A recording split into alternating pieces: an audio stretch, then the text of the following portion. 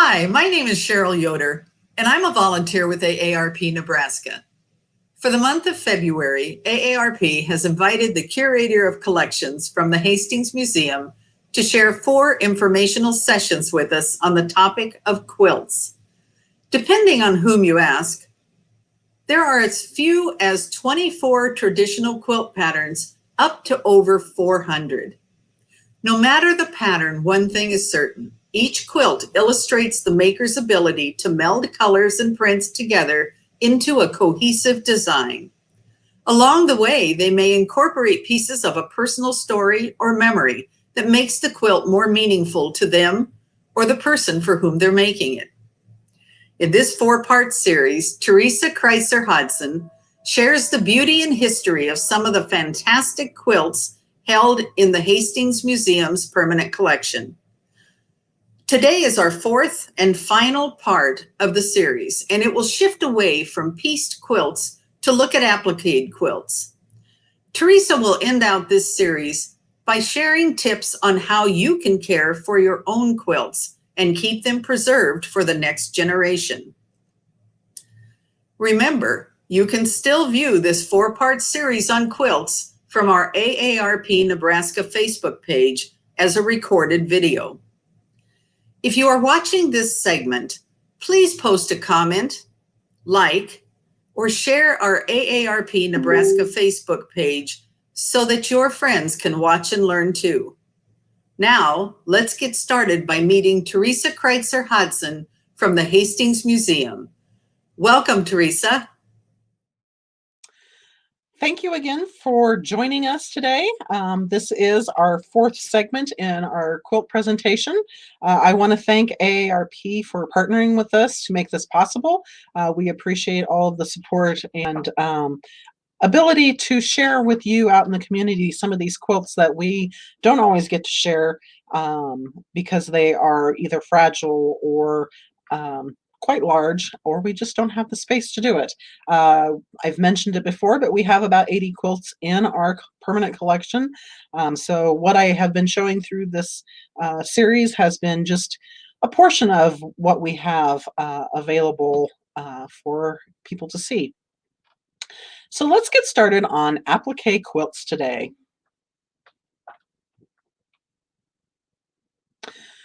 Applique quilts were a very big shift in quilt making. Prior to the 1800s, fabric came from other countries and it was actually quite expensive. So when we were talking about the crazy quilts, that was more of a way to use up your scraps because you couldn't just go out and buy a couple yards of fabric very easily. Either it wasn't available or it was just out of your price range. Applique quilts take a lot of extra time and fabric, so they were not something that was used until America started making their own fabric and the prices became more affordable for that fabric. So it helped with the cost of all quilts, but particularly allowing people to do more of these applique.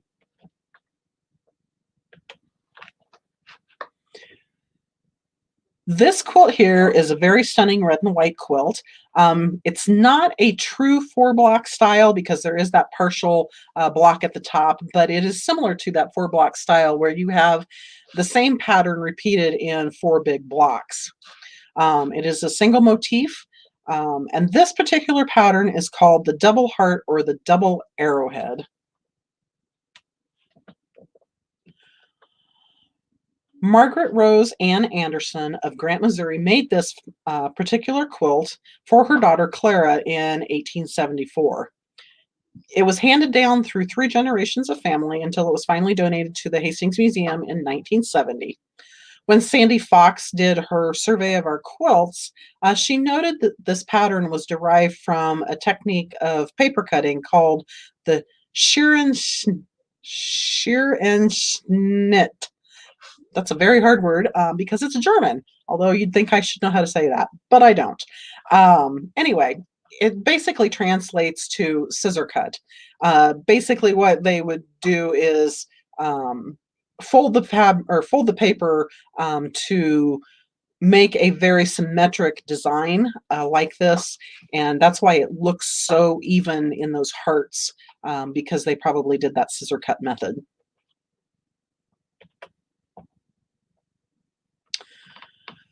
The applique, for the most part, was machine stitched, but the quilting on this was done by hand. And you can see that zigzag edging there and kind of see some of those stitches that were made in putting that together.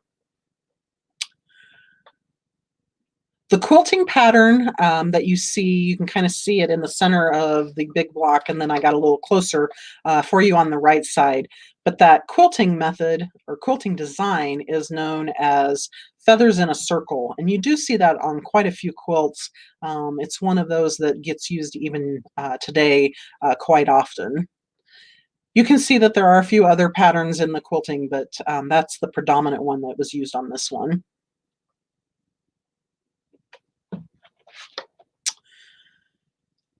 The applique method allows for more intricate design and sometimes pieces that you wouldn't ever quite be able to piece together, like stars in this quilt.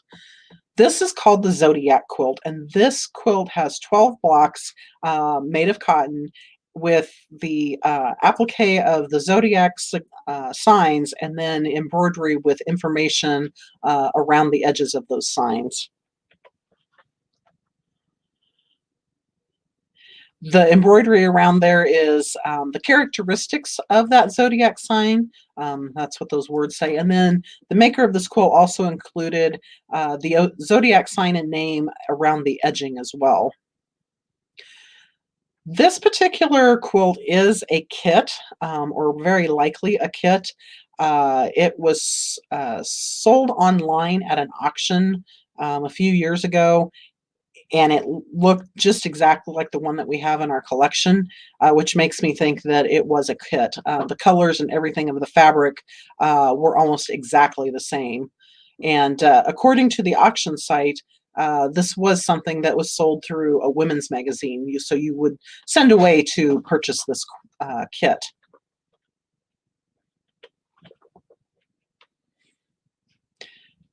I think the quilting on the backside of this one is quite beautiful. You can see the hearts and stars and just the different quilting methods or quilting designs that they used in their method of quilting. Just very pretty.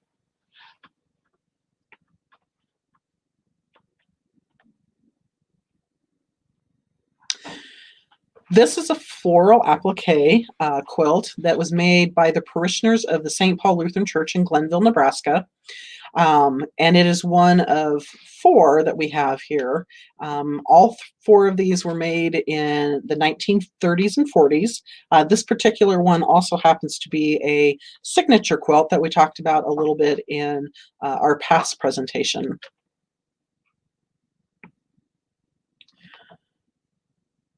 We don't know what the occasion was that this quilt was made, but this particular one has a date on it in the center that says 1933. There are 2 methods for applying your applique. You can either turn the edges under and sew them on, or you can use a blanket stitch, which is kind of what you see around the yellow rose there. And then once that is appliqued on, you would quilt as you would with the other quilts, and you get that beautiful design on the back as well.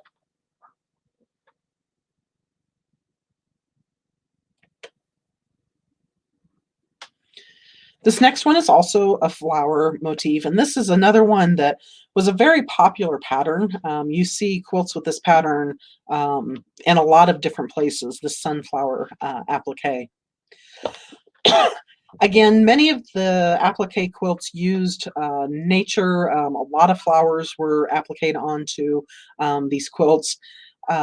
This particular quilt does have blocks, and I'll talk a little bit different about the difference between this one and our next one in just a minute.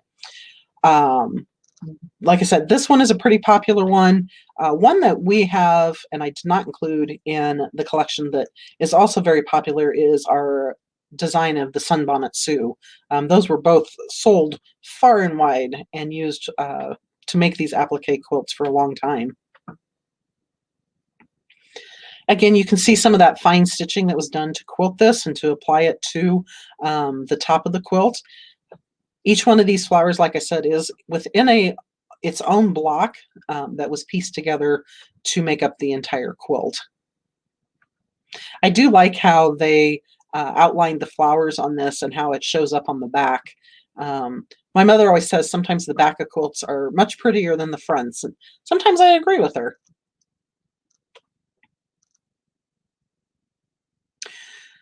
Now, like I said, on the quilt that we were just looking at, that was a pieced block quilt. This particular quilt is a whole quilt or whole fabric quilt, meaning that instead of having small pieces that you put together into a block to make up the entire quilt, it's a full piece of fabric that then they applied the applique to. So you don't have those square blocks that it's pieced together. By this picture, you kind of looks like it, but those are actually fold marks that are on the quilt and not actually stitched seams. So we just call this the fruit applique because everything on here is obviously fruit. And just the whole design, it's so light and airy and yet colorful that it makes me happy. This is just a small example of the fruits that they included on here. And the one that I find the most interesting is the picture on the top left. The berries that they put on there, instead of using fabric, those are actually embroidered on, whereas all of these other pieces are embroidered fruits onto the fabric. And of course, then they added their embroidery stitches to add details to the strawberries and to the apples as well.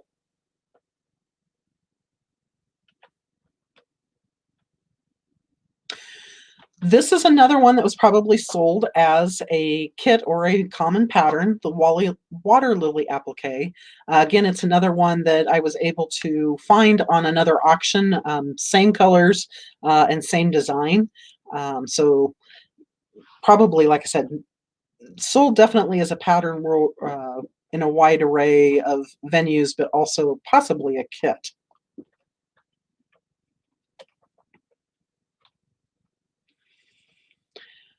One of the things that I like about looking at these applique quilts is just the diversity of styles and the ability to incorporate your embroidery stitches as well as the fabric just to create some very interesting and beautiful motifs.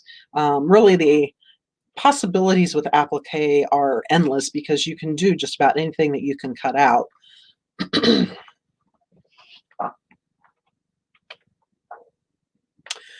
So I do want to take some time to talk about quilt preservation. This is one of the common questions that we get here at the museum is how do we take care of our quilts, or for that matter, any of our textiles?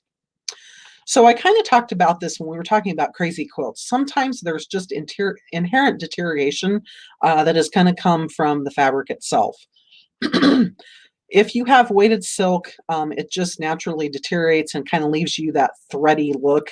If it's not pieced together well, the pieces may come loose. If it's been washed or worn and used and loved, sometimes that causes the deterioration as well. Some key things to help you keep your quilts in good condition, particularly if they're family heirlooms and you want to keep those for your next generation. Number one, avoid storing them in high temperature or extreme cold temperatures. What I always tell people is if you're comfortable, then your object is comfortable. And so that's kind of where you want to keep it. If you want to keep the things you want to keep comfortable. In quilts in particular, temperature extremes can cause the fibers to become brittle and they can break down much faster than if they were kept at a neutral climate. Like I said, some fabrics do deteriorate on their own. Sometimes it's the fabric, sometimes it's the dye, and there's not a whole lot you can do to stop it, but you can slow it down and you can kind of preserve it a lot longer if you take some precautions. Like I said, the silk is probably the number one problem. And if you do have a quilt like this that you want to try and save so that you can keep it together. If you have something like this, you can take some netting or tulle and put it over the top. You want to be very careful about stitching it on, but you can keep it intact by doing that.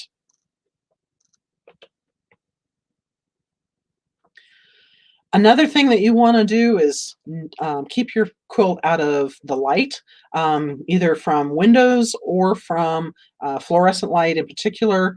Those two light sources have UV rays, and that is very detrimental to anything that's dyed, natural fibers, natural history collections. None of that fares very well under light. So keep it away from your windows. Try not to put it anywhere that you have fluorescent light. And if at all possible, just keep it out of any kind of direct light. If you can put it in a corner where it's not as well lit, it will be a lot happier and will last a lot longer. As you can see by the picture on the right, you can kind of see some crossbars in there. Haven't quite figured out what they had this up against, but whatever they had it against, this quilt's back was actually a lot brighter at one point in time, and it's almost faded to white now.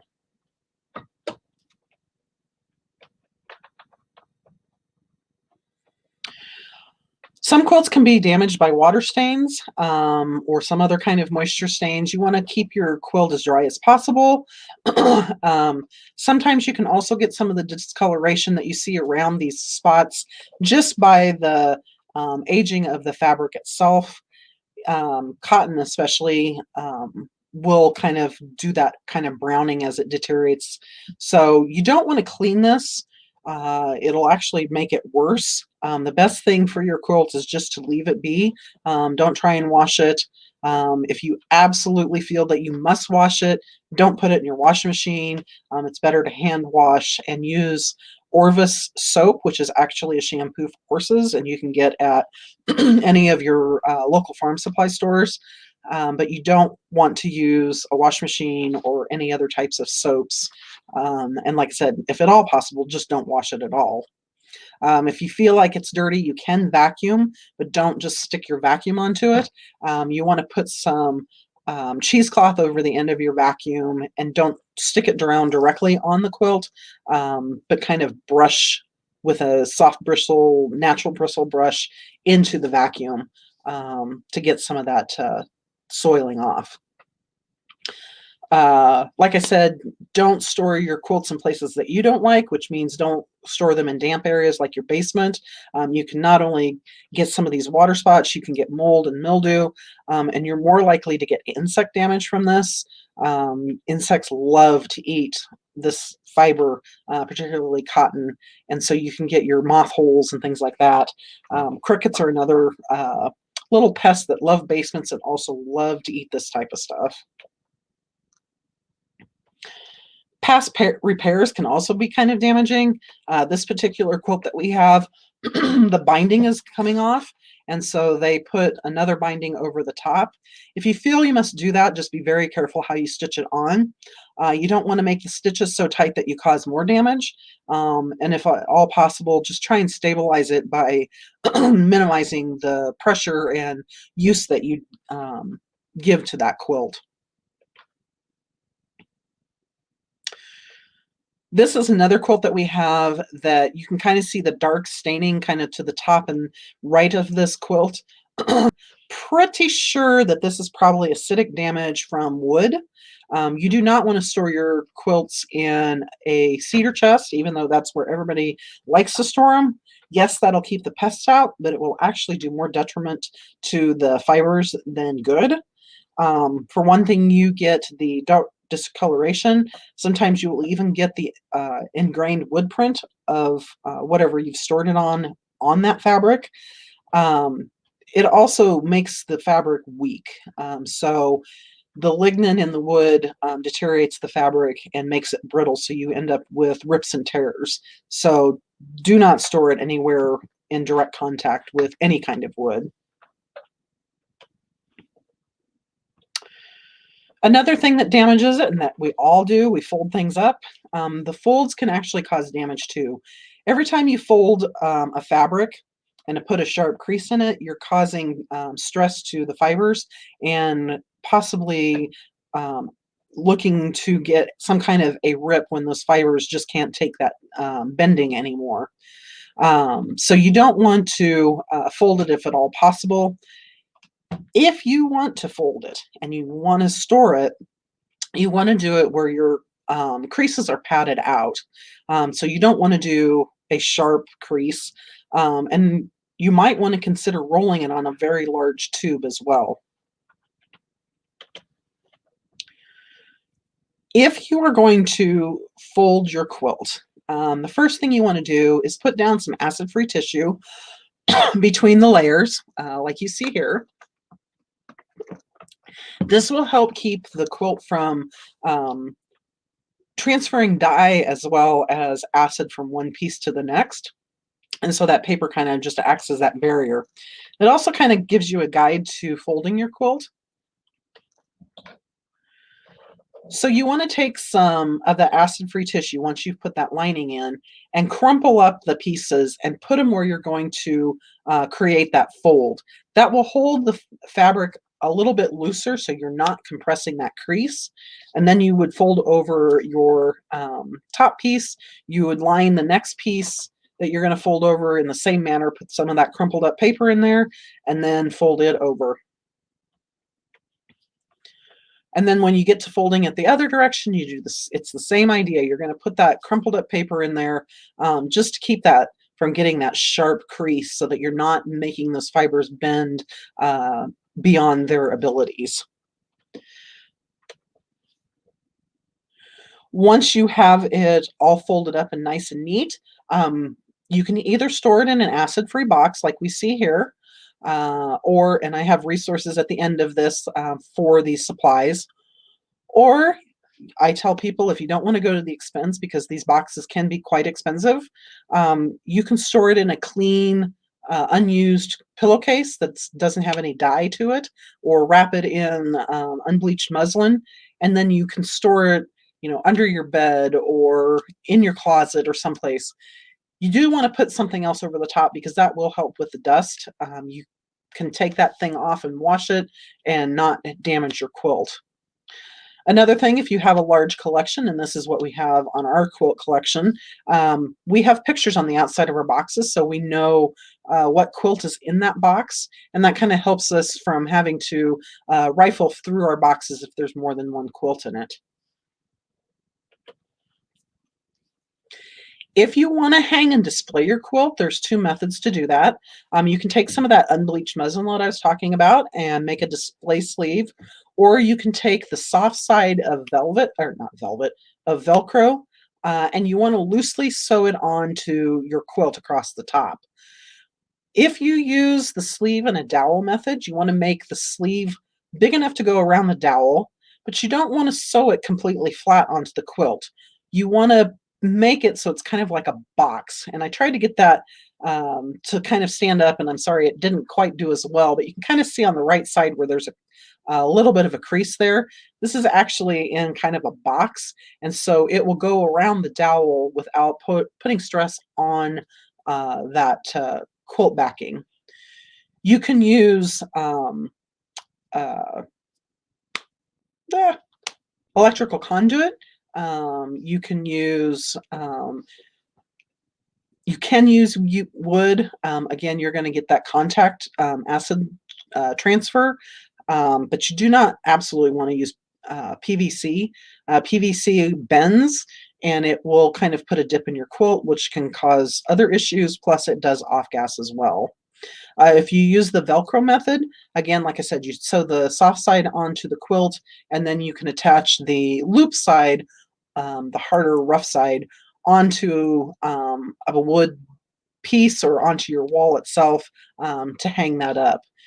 If for some reason that quilt should fall, the Velcro will let loose, and the soft side won't damage the quilt if it falls on itself.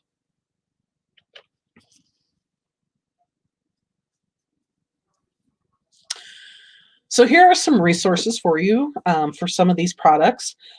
Gaylord is an archival supply company, Universal Products, Hollinger. I actually think you can get some of this stuff now on Amazon. What you are looking for is your acid-free. If you go with the tissue paper, also just go with acid-free, unbuffered. Don't get buffered paper. That's a different type of material. And it's best just to go with the plain tissue paper. Should you have any questions or need any other advice on how to preserve your quilts, or actually any questions about any of our sessions that we've done, please feel free to give me a call or email me. I'll be happy to try and answer your questions. The advice that I gave you on the quilts also goes for a lot of your textiles, so including wedding dresses, wedding suits, anything that you have that you want to preserve. These tips go along for those as well. This does conclude our quilt sessions that we have been doing. I appreciate your time and interest and hope you've enjoyed a little glimpse at the permanent collection of quilts here at the Hastings Museum. Again, I want to thank AARP for allowing us to share these with you. They have been a great partner in this project, and hopefully someday we can see you here for one of our quilt exhibits, because we would like to let you see them up close and in person. I know that these presentations don't always give you the best images or the ability to see some of the stuff that you're interested in, particularly those quilters that like to look at how many stitches there are in the quilting patterns. So again, thank you very much. I appreciate your time. Have a great day.